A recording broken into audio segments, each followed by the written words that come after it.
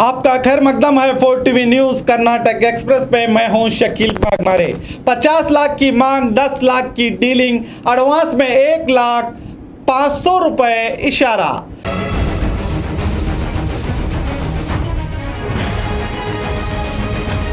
बीजापुर के ज्ञानोलॉजिस्ट डॉक्टर किरण ओसवाल को ब्लैकमेल करने की कोशिश नाकाम।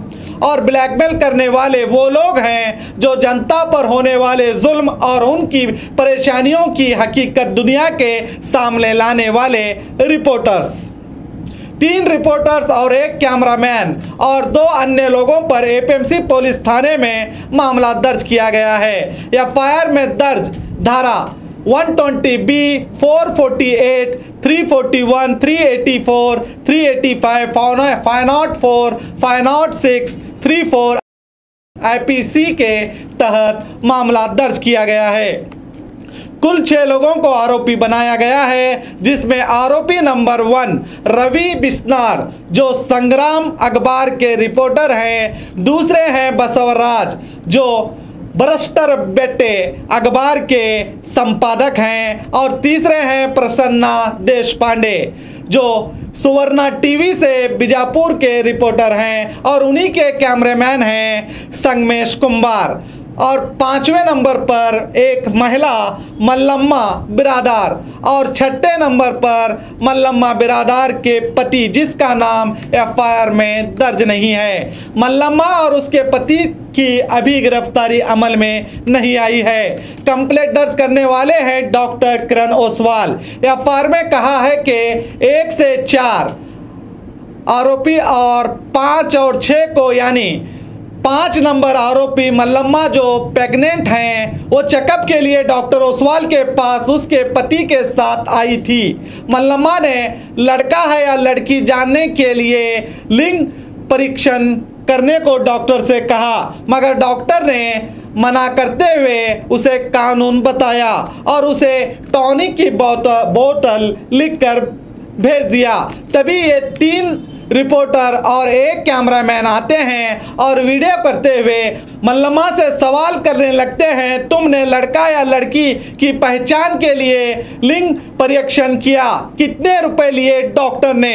फिर स्कैनिंग रूम में ले जाया जाता है और डॉक्टर से 50 लाख की सीधे सीधे मांग करते हैं। डॉक्टर किरण ओसवाल ने अपने कंप्लेंट कॉपी में कहा है कि पहले 50 लाख की मांग की गई और पहली किस्त 20 लाख देना होगा कहा। जब डॉक्टर ने कहा कि मैंने कोई गलती ही नहीं की है तो मैं इतने पैसे कहां से दूं, फिर वो 10 लाख देने को कहने पर मैंने डर कर 10 लाख देता हूं कहा, मगर अभी नहीं दे सकता कहने पर मेरे पास से 1 हफ्ते के हॉस्पिटल की रकम और बैंक से लाए हुए 52,000 रुपए थे, वो रकम जबरदस्ती करके छीन लिया और उन चारों ने बाकी बचे 9 लाख कल देने को कहा।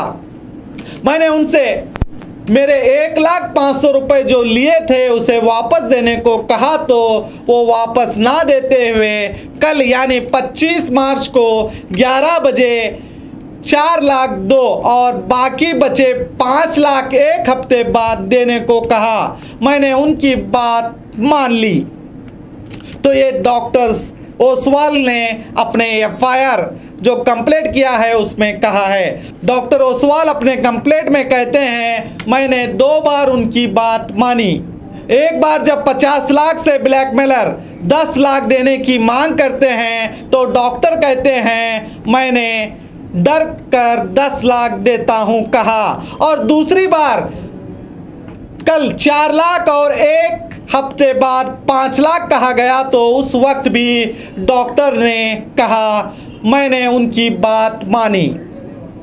अब सोचने वाली बात यहाँ यह है कि क्यों डॉक्टर ने बात मानी जब डॉक्टर खुद कहते हैं मैंने कोई गलती ही नहीं की है, तो क्यों डॉक्टर डर गए।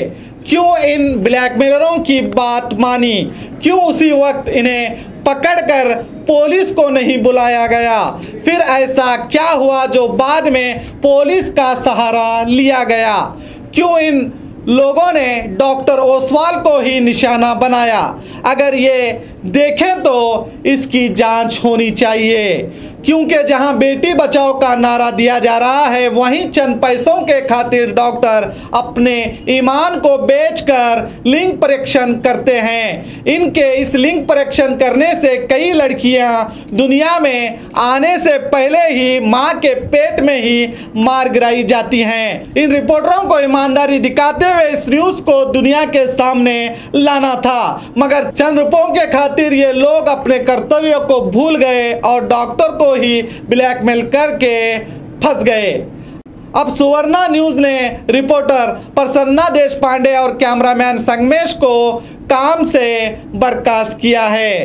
पत्रकार समाज में हो रही बुराई, गैर कानूनी गतिविधियों और समाज घातक गतिविधियों को सामने लाकर सच्चाई और ईमानदारी के साथ न्यूज को दिखा करके जनता को अच्छाई का संदेश इसका कर्तव्य होता है, जिस पर जनता आंख बंद करके विश्वास करती है। अगर यही विश्वासघाती ब्लैकमेलर, लुटेरे, धोखेबाज हो जाए तो समाज का क्या होगा।